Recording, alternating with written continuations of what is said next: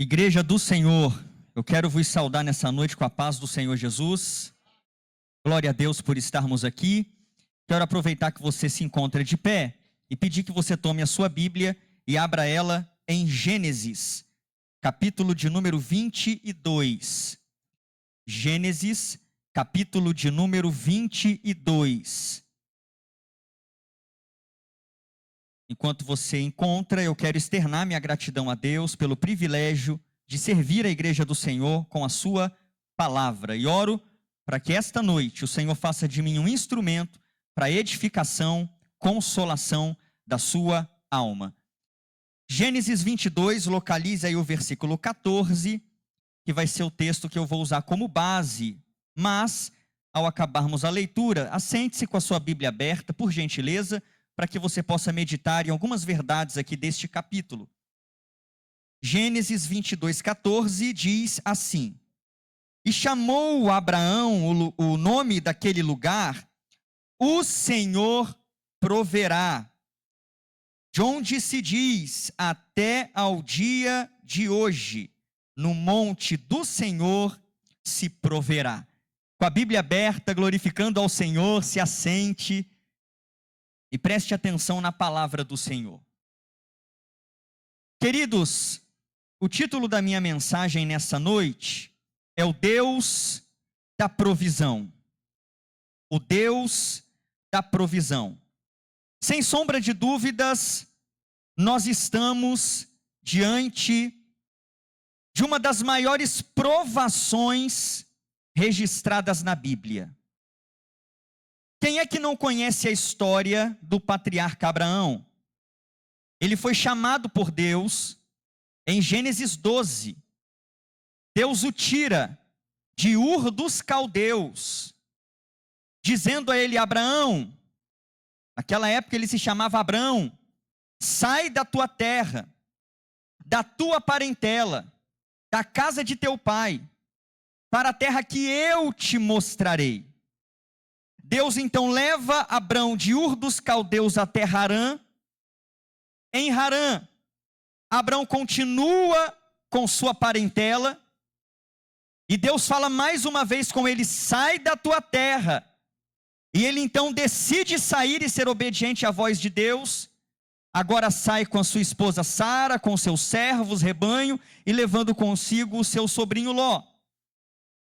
E Deus faz uma promessa para ele: apesar, Abrão, de você ter 75 anos de idade, eu farei de você uma numerosa nação.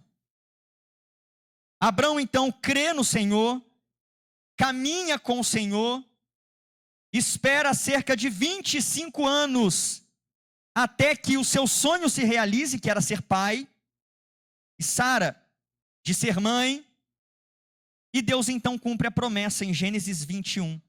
De Gênesis 12 a Gênesis 21, 25 anos.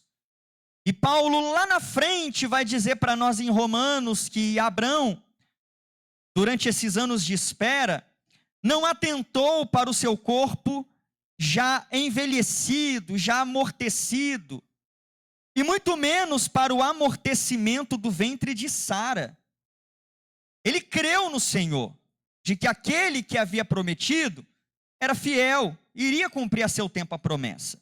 Pois bem, 25 anos se passam, e Abrão então abraça um filho, chamado Isaque, nome este dado devido à risada de Abraão quando Deus volta a prometer-lhe um filho. Deus diz: Abraão, você riu, o nome do seu filho então vai se chamar Isaque, que em hebraico significa riso, risada. Queridos, Abrão então vê o menino crescer, se desenvolver. Em Gênesis 21 conta sobre o desmame de Isaque, com cerca de 3 anos de idade. De Gênesis 21 a Gênesis 22, que é o capítulo que nós estamos considerando, penso eu que Isaque já era um pré-adolescente, um moço. E Abrão havia colocado em Isaque suas expectativas, seus sonhos. Via Isaque como o cumprimento das promessas de Deus, de que Abraão seria o pai de uma multidão, que dele e de Sara procederiam reis, príncipes e uma multidão de povos, inumeráveis como a areia na praia do mar e as estrelas do céu. Só que certa noite, Abrão está na sua tenda, e ele ouve a voz de Deus, como ele tinha costume de ouvir. Ouve a voz de Deus, dizendo a ele: Abraão, toma o teu filho, o teu único filho, Isaque, a quem amas, e vai-te à terra de Moriá, e oferece-o ali a mim em holocausto. Você já pensou Abraão recebeu um pedido desse de Deus? E perceba você que no texto não há nenhuma explicação da parte de Deus. Há ordem, mas não há explicação. Deus não diz para Abraão aqui: Abraão, faça isso, porque através deste seu ato, eu vou edificar muitas vidas no futuro. Não. Eu vou motivar muitas vidas no futuro. Não. Deus simplesmente dá uma ordem seca: pega teu filho, vai a Moriá e mata-o a mim, sem dar a ele nenhuma explicação. Mas Abraão era um homem de fé, ele obedece a Deus, ele vai até Moriá, e quando Abraão prepara o altar, coloca a lenha em ordem, deita o seu filho sobre o altar e vai imolá-lo com o cutelo, brada um anjo do céu dizendo: Abraão, não estendas a tua mão sobre o moço, porque agora eu sei que temes a Deus. E nós conhecemos um dos episódios mais eloquentes da providência de Deus. Ao invés de Isaque morrer, Deus providencia um carneiro preso no mato pelos seus chifres. E quando eu olho para esse texto, eu aprendo aqui, queridos, a quem Deus concede a sua providência. Quando eu olho para Abraão, eu aprendo aqui algumas marcas, que quando há essas marcas em nossa vida, nós, como Abraão, viveremos a providência de Deus. E seria até tolo da minha parte dizer para você assim: quantos aqui precisam de uma providência de Deus? Todos nós precisamos de uma providência de Deus. Talvez você está aqui precisando de uma providência na área financeira. Outros estão aqui precisando de uma providência na área emocional. Outros na vida sentimental. Outros na vida profissional, matrimonial, no relacionamento com os filhos. Eu não sei qual é a área que você precisa de uma providência, mas de uma coisa eu sei: o Deus de toda providência está neste lugar. E se Ele encontrar em você as marcas que Ele encontrou em Abraão, você viverá a providência de Deus na sua vida. Você me ouve bem nessa noite? O que eu aprendo nesse texto então? Em primeiro lugar, eu aprendo que Deus provê para aquele a quem Ele prova. Versículo 1 diz assim: e aconteceu depois destas coisas, que tentou Deus a Abraão, e disse-lhe: Abraão, e ele disse: eis-me aqui. Note você que aqui é usado o termo, pelo menos na minha versão Almeida Revista e Corrigida, tentar, mas a ideia aqui é testar, é provar, é colocar Abraão à prova, é trazer sobre a vida de Abraão um teste, para amadurecer a fé de Abraão. Note aqui que é o próprio Deus quem está colocando Abraão na prova. E eu fico pensando comigo, pastor Hilário, que se o pai da fé precisava ser provado para ter sua fé aperfeiçoada, quanto mais o Thales, comedor de arroz e feijão. Eu necessito ser provado para que a minha fé cresça e amadureça. E Deus então prova Abraão dizendo a ele: toma, olha o teor da prova, versículo 2. Toma agora o teu filho, o teu único filho, Isaque, a quem amas, e vai-te à terra de Moriá, e oferece-o ali em holocausto sobre uma das montanhas que eu te direi. Então nós vemos Deus aqui provando Abraão. Talvez você está aqui nessa quinta da vitória justamente buscando uma vitória para essa provação que você está vivendo. É bom a gente fazer uma diferenciação aqui, queridos, que há provas que Deus nos prova. E há outras provas que nós nos colocamos. Deus, por misericórdia, e para que o nome dele muitas vezes não seja envergonhado, ele nos tira e provê em provas que nós mesmos nos colocamos. Ele é misericordioso. Mas o foco aqui é provas que o Senhor traz sobre nós. Por exemplo, aqui não, graças a Deus aqui não acontece isso, mas muita gente aí fora se queixa do seguinte: ora por mim, porque eu estou vivendo uma prova financeira terrível. Não sobra dinheiro no começo do mês quando eu recebo meu salário. Meu dinheiro vem por uma mão e sai pela outra mão. É uma prova terrível, o diabo está furioso. Aí quando você vai examinar mais a fundo, você percebe que o diabo ele é até pequeno. Cabe dentro de uma carteira, chamado cartão de crédito. É cartão de crédito para toda parte. Compra acima do que ganha. Não tem controle financeiro. E aí quando chega a fatura, e cartão de crédito eu sempre aprendi, ele quebra um galhão, mas depois ele pega o galho e bate na sua cabeça. Isso é cartão de crédito. E aí depois não tem condições de pagar, vem os juros sobre juros e sobre juros que se tornam uma bola de neve, e a pessoa diz: o diabo está furioso. Não é o diabo não. Quer vencer essa prova? Pega esse cartão e quebra esse diabo no meio. Acabou a prova, não vai ter mais prova. Então tem provas que as pessoas se colocam, mas aqui o foco é provas que o Senhor nos coloca. Thales, mas por que Deus nos coloca em provas? Ele nos coloca em provas por N motivos. Quem estava aqui na terça-feira ouviu o pastor Fernando expor Tiago 1, e você aprendeu sobre propósitos das tribulações. Mas o que eu quero focar aqui é que Deus nos coloca nas provas. Um desses propósitos é para contemplarmos o seu poder em meio às provas. A irmã Elisângela veio aqui testemunhar, porque primeiro ela passou por um momento difícil. Todos os que vêm aqui testemunhar é porque primeiro viveram um momento de tribulação. E é isso que eu quero destacar para você, querido irmão e querida irmã que me escuta.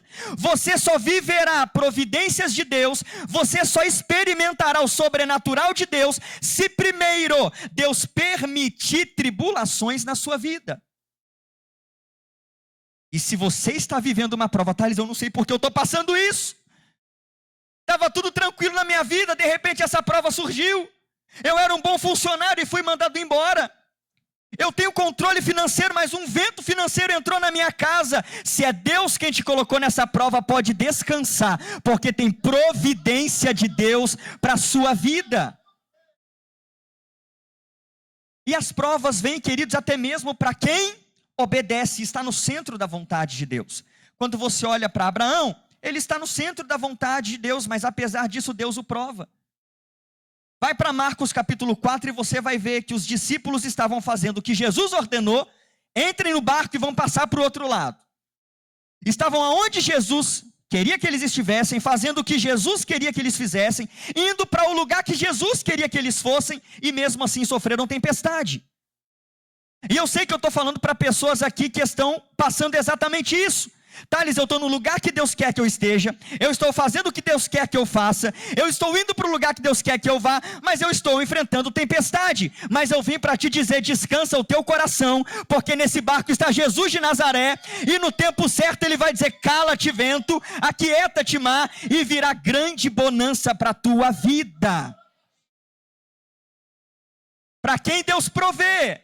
Para aquele a quem Ele prova. Deus está te aperfeiçoando, Deus está te moldando, através da tua prova, Deus está forjando o teu testemunho, está inspirando outras pessoas, para que o nome dEle seja glorificado, meu querido. Não desanima não, tem providência de Deus para você. Aleluia. Eu acho interessante, muitas vezes não pensamos nisso, mas Deus traz provas na nossa vida, e através dessa prova que enfrentamos e suportamos com fé, Deus inspira outras pessoas. Você já se inspirou em pessoas que estavam numa provação terrível, e você pensou assim: se essa pessoa está suportando essa prova e essa luta, eu posso suportar a minha. Deus muitas vezes nos coloca em situações assim, e usa a nossa prova para inspirar a outros. Ele fez isso com Paulo. Lá em Filipenses capítulo 1, Paulo está preso em Roma, e ele escreve na sua carta aos Filipenses: irmãos, eu quero que vocês saibam que as minhas cadeias estão contribuindo para maior proveito do evangelho. Irmãos, Paulo estava preso, mas a prisão dele não calou o evangelho, pelo contrário, fez ressoar a pregação por todo o Império Romano. E ele fala de pelo menos 3 benefícios da prova que ele estava enfrentando. Primeiro, pessoas se encorajaram, olharam Paulo preso: se o meu pastor está preso por pregar o evangelho, eu também vou pregar o evangelho. Segundo benefício, toda a guarda pretoriana, a guarda de elite do imperador, ouviu o evangelho através de Paulo. Se Paulo não tivesse preso, aqueles soldados não teriam ouvido Paulo pregar. Deus levou Paulo propositadamente ali para pregar para soldados que Deus tinha um propósito na vida deles. E terceiro benefício, são as cartas da prisão que temos na Bíblia, que abençoam vidas até o dia de hoje. Você já pensou a sua Bíblia sem Efésios? Já pensou a sua Bíblia sem Filipenses? Já pensou a sua Bíblia sem Colossenses? Já pensou na sua Bíblia sem Filemão? São 4 cartas que Paulo escreveu desta prisão onde ele estava. Não murmure da sua prova, Deus está inspirando outros. Pessoas vieram aqui hoje nessa Quinta da Vitória, inspirados em você, porque você não desiste por causa dessa prova. Deus provê a quem Ele prova. Se Deus está te provando, tem providência de Deus para você. Eu aprendo aqui em segundo lugar que Deus Ele provê para quem lhe obedece. Deus provê para quem lhe obedece. Olha comigo por gentileza, versículo 3.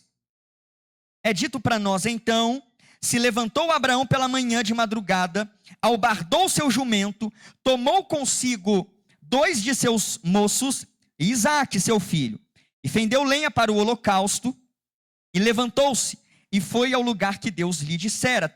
Versículo 4. Ao terceiro dia, levantou Abraão seus olhos e viu o lugar de longe. Agora preste atenção aqui. Sabe uma coisa que eu tenho aprendido lendo a palavra de Deus? Deus não aceita meia obediência. Vou repetir. Deus não aceita meia obediência. Ou é obediência completa, ou é uma completa desobediência. Quando você olha para Abraão, você vê que Abraão obedece a tudo que Deus exige dele. Se não, vejamos, olha só, no versículo 2 ele fala assim: toma agora o teu filho. Abraão fez isso? Fez. No versículo 3 fala que ele tomou 2 de seus moços e a Isaque, seu filho, obedeceu ao que Deus ordenou. Deus fala para Abraão o seguinte, olha só no versículo 2: vai-te à terra de Moriá. Ele foi à terra de Moriá, versículo 4, avistou de longe o lugar que Deus havia ordenado. Oferece Isaque a mim em holocausto. Será que Abraão fez isso? Versículo 6, tomou Abraão a lenha do holocausto, pô-la sobre Isaque, seu filho, e ele tomou o fogo e o cutelo na sua mão, e foram ambos juntos. Quando você olha para o texto, Abraão, ele obedece estritamente, exatamente ao que Deus ordena. Deus não aceita meia obediência. Você quer um exemplo de meia obediência? Você conhece a história do rei Saul? Em 1 Samuel capítulo 15, Deus diz a Saul, através de Samuel, seu profeta: Saul, ouve a voz do Senhor. Eu lembro do que me fez Amaleque. Amaleque, do povo amalequita. Quando o meu povo estava saindo do Egito, e ele atacou o meu povo pela retaguarda covardemente, e eu jurei que ia destruir os amalequitas, e agora você, Saul, é o meu instrumento de destruição dos amalequitas. Se levanta, vai e destrói totalmente a Amaleque ao seu povo. Não poupa nada, Saul. Homens e mulheres, meninos e os de peito, bois e ovelhas, jumentos e camelos. Você vai acabar com tudo, Saul. Saul junta o exército dele, vai até Amaleque, mata homens, mulheres, meninos. Só que é dito no texto que ele poupa Agag, o rei dos amalequitas. E não apenas poupa o rei dos amalequitas, ele poupa o melhor dos animais dos amalequitas e traz como despojo para Israel, para Gibeá, que era a sua cidade. É dito que Deus manda Samuel até Saul, E quando Samuel está entrando em Gibeá de Saul, Saul sai ao encontro dele, bendito do Senhor, cumpri a palavra do Senhor. Olha a compreensão de Saul sobre obedecer a Deus.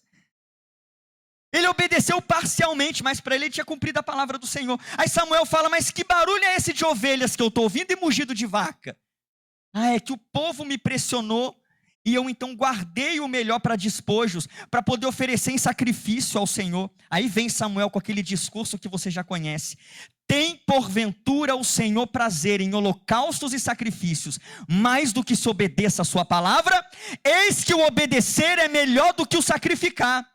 E o atender à voz de Deus é melhor do que a gordura de carneiros. Sabe o que é isso para nós, queridos? Deus está dizendo para nós essa noite: não adianta vir culto após culto, oração após oração, jejum após jejum, mas não está obedecendo a minha vontade para a tua vida.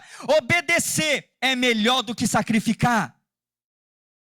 Tem muita gente sobe monte, desce monte, sobe monte, desce monte, faz campanha no monte, desce de campanha do monte, mas não obedece a Deus completamente. É por isso que não vive a providência de Deus. Deus provê para quem lhe obedece.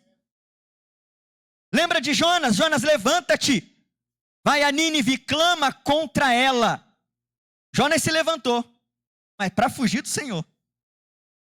Fugiu. Desceu para Tarsis, viu um navio que ia desceu para Jope, viu um navio que ia para Tarsis, pagou, entrou, desceu ao porão do navio e pensou que ia ficar tudo bem com ele. O restante da história você conhece. Desobediência. Agora você quer um exemplo de obediência integral à voz do Senhor? Noé. É dito na palavra de Deus para nós que Noé, avisado de coisas que anteriormente não se viam, que eu creio que é a chuva, ele construiu a arca para a salvação dele e da sua família. Quando você lê Gênesis, uma expressão na história de Noé corrente é a seguinte: e fez tudo o que o Senhor lhe ordenara. E fez tudo o que o Senhor lhe ordenara. Vai ver a vida de Elias. Primeiro Reis 17. Elias vai até Acabe, ele se levanta e vai até a maior autoridade de Israel da época, Acabe, e profetiza contra Acabe. Elias, sai daí, vai até o ribeiro de Querite. Ele vai até o ribeiro de Querite para ser sustentado por Deus.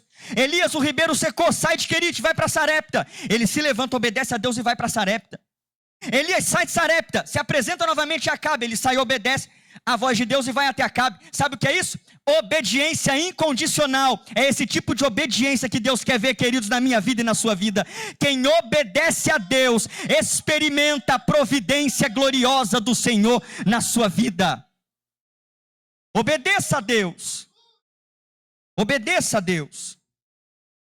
Se tem uma coisa triste na palavra de Deus, é o Salmo 81, verso 13 a 16, é um lamento de Deus. Deus fala assim: ah, se o meu povo me ouvisse, falando de Israel, se Israel andasse nos meus caminhos, eu teria sujeitado seus inimigos, eu teria abatido aqueles que os perseguem. Aqueles que aborrecem ao Senhor seriam sujeitos a eles, os seus caminhos seriam eternos, eu os alimentaria com trigo mais fino, sustentaria com mel tirado da rocha. Sabe o que Deus está dizendo? Israel, vocês não viveram as minhas bênçãos porque não me obedeceram. Infelizmente tem crentes assim, ainda não experimentaram toda a bênção de Deus, que Deus tem reservado para ele e para ela, porque não obedece. É difícil de obedecer, é dura cerviz. Decida obedecer a Deus, e está no centro da sua vontade, e prepare-se para ver as janelas dos céus sobre o seu lar, sobre a sua vida, sobre todas as áreas da sua vida. Você pode dizer amém? Sabe para quem Deus provê? Deus provê para quem tem fé. Deus provê para quem tem fé. Olha comigo o versículo 5, por gentileza. E disse Abraão a seus moços: ficai-vos aqui com o jumento, e eu e o moço iremos até ali. Olha a expressão de Abraão: e havendo adorado, tornaremos a vós. Queridos, Abraão sabia que estava subindo o Monte Moriá para oferecer o seu filho em holocausto. Mas ele vê aquele momento como uma adoração a Deus. Ele tinha convicção dentro do coração dele que algo Deus ia fazer naquele lugar, quando ele estivesse lá. Aquele momento de sacrifício seria transformado num momento de adoração a Deus e num culto de louvor a Deus. Então ele fala para os seus moços: me esperem aqui, eu vou até lá, e havendo adorado a Deus, tornaremos a vós. Sabe o que eu aprendo aqui quando eu leio esse texto? Tem provas que você vai passar sozinho, ninguém vai estar com você. Preste atenção no texto que Sara não está com Abraão, ele deixou Sara em casa. Os servos caminharam com Abraão até o pé, até o sopé da montanha. Ficaram ali. E subiu apenas Abraão e Isaque. Sozinho. Abraão com aperto no coração. Chorando, porque eu imagino Abraão com lágrimas nos olhos, sabendo que sacrificaria seu filho. Sozinho. E vive a experiência com Deus lá em cima, sozinho, só ele e Deus. Tem provas que Deus vai permitir você passar sozinho. Não vão ter amigos, não vão ter familiares, muitas vezes até a companhia dos irmãos em Cristo não vai ter, porque é Deus quem está permitindo que você passe essa prova sozinho. Dependa inteiramente dele, para que você veja o poder e a glória dele se manifestando. Sozinho. Ninguém vai te ajudar, mas Deus é tua ajuda. Ele é o teu provedor. Você crê assim? Deus provê para quem tem fé. Quando você olha para Daniel, você vê a providência de Deus no livramento de Daniel, através da fé dele. Olha para Daniel 6, 23. Muitas vezes pregadores começam a fazer fantasias em cima desse episódio. Porque Daniel estava na cova e desceu um anjo, amarrou a boca do leão, e é por isso que o leão não comeu Daniel. E Daniel estava na cova e desceu um anjo. Quando o leão estava pronto a abocanhar Daniel, o anjo chegou e colocou a mão e espantou o leão. Tem nada disso na Bíblia. Daniel 6, 23 diz para nós que Daniel só não foi devorado pelos leões porque ele creu no Senhor seu Deus. Foi a fé de Daniel. Deus me permitiu estar aqui, ele não vai permitir esses leões me tocarem. Foi a fé dele que o preservou, e é a sua fé que trará a providência de Deus para a sua vida. Paulo diz em 2 Coríntios 5, 7, nós andamos por fé e não pelo que vemos. Hebreus 11:1 diz que a fé é o firme fundamento daquilo que não se vê e a prova daquilo que se espera. Se você pudesse ver, não seria fé, é porque você não consegue ver, é aí que a fé é necessária. Thales, eu não vejo 1 milímetro de mudança no meu marido. Thales, eu não vejo 1 milímetro de mudança no meu filho. É aí que a fé vai entrar. É onde você não vê, mas eu creio que Deus vai operar. Eu creio que Deus vai quebrantar esse coração de pedra. Eu creio que eu e a minha casa serviremos ao Senhor. Fé. Nós andamos por fé e não pelo que vemos. O justo viverá da sua fé. Deus provê para aqueles que têm fé. Mas em quarto lugar, eu aprendo, queridos, que Deus provê. Traz provisão para quem descansa nas suas promessas. Você tem promessa de Deus? Então descansa. Descansa. As promessas de Deus não cairão por terra. Olha comigo, por gentileza, versículos 7 e 8. Então falou Isaque a Abraão seu pai e disse: meu pai. E ele disse: eis-me aqui, meu filho. E ele disse: eis aqui o fogo e a lenha, mas onde está o cordeiro para o holocausto? E disse Abraão: Deus proverá para si o cordeiro para o holocausto, meu filho. Assim caminharam ambos juntos. Sabe o que Abraão está mostrando? O que Deus mostra para nós nessa atitude de Abraão? Descanso nas promessas dele. Como assim, Thales? Eu não entendi. Isaque, ele era o filho da promessa. Ele não apenas era o filho da promessa, como tinha as promessas de Deus. Era o recipiente das promessas de Deus. Deus havia dito a Abraão que em Isaque, Gênesis 21, 12, em Isaque vai se chamar, Abraão, a tua descendência. É através dele que eu vou trazer reis, príncipes, uma multidão de povos. E aí, numa certa noite, Deus chega para Abraão e fala assim: pega esse teu filho, o recipiente dessas promessas, e oferece a mim em holocausto. Como é que faz, irmãos, quando a promessa de Deus choca-se com a ordem de Deus? Abraão nos mostra o que fazer. Confia em Deus, Ele não vai falhar com as suas promessas. E Abraão confiava tanto, queridos, nessa verdade, que Abraão vai crer em algo que na sua época era um absurdo, porque não havia acontecido ainda. Sabe o que era? Ressurreição de mortos. Até a época de Abraão, a Bíblia não registra nenhum morto ressuscitando. Mas ele tinha uma fé tão grande em Deus, que Abraão pensava assim: Isaac tem a promessa de Deus. Deus falou que ele vai ser pai de uma multidão. E ainda que eu ofereça o meu filho em holocausto, eu creio que Deus, que ressuscitou a minha virilidade para gerar e ser pai, vai ressuscitar o meu filho para cumprir nele as promessas que ele fez. Abraão pensava assim, Thales? Pensava. É só você ler Hebreus capítulo 11, do 17 ao 19. Que Abraão creu que Deus era poderoso até para dos mortos levantar o seu filho para cumprir nele a promessa. Porque Deus não falha com aquilo que ele prometeu. Deixa eu te dizer uma coisa, talvez você que está me escutando aqui, você diz dentro do seu coração assim: Thales, eu estou vivendo circunstâncias completamente contrárias ao sentido que a promessa de Deus deveria me levar. Deus prometeu que eu iria para cá, mas parece que a minha vida está para esse lado de cá. Está tudo confuso. Eu não vejo nenhum lampejo da promessa de Deus. Se você está fazendo a vontade do Senhor e obedecendo a voz do Senhor, acalma o teu coração. Você não percebe, mas Ele está te conduzindo até o cumprimento da promessa dEle. Pode parecer que está tudo virado de cabeça para baixo. Pode parecer que está tudo bagunçado. No final da história você vai viver as promessas de Deus. E o que Ele prometeu vai se cumprir. Porque é assim, queridos, Deus muitas vezes fala: eu vou salvar o teu marido. E parece que depois que Deus falou, ele se afundou ainda mais na bebedeira. Se afundou ainda mais no pecado. Parece que depois que Deus fala: eu vou salvar teu filho, parece que o menino fica mais rebelde ainda. Fica mais contrário aos pais ainda. E eu sei que eu estou falando com pessoas aqui que estão vivendo isso. Minhas circunstâncias estão contrárias ao que Deus prometeu. Mas descansa o teu coração e apenas creia.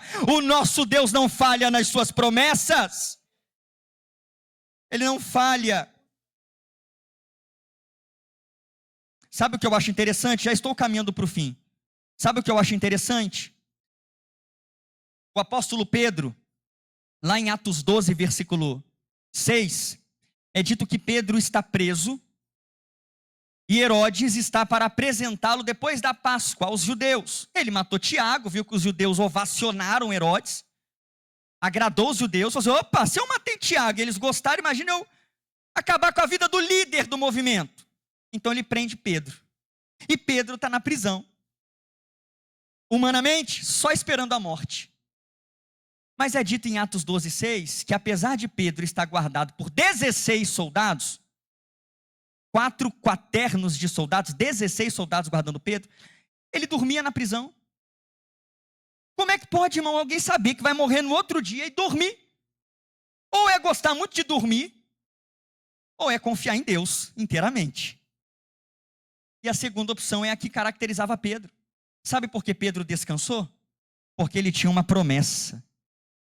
Sabe qual era a promessa? Lá em João 21, quando Pedro se reencontra com Jesus depois de negá-lo, depois da ressurreição dele, Jesus prepara um jantar todo especial para eles e começa a rememorar o episódio que Pedro negou ele.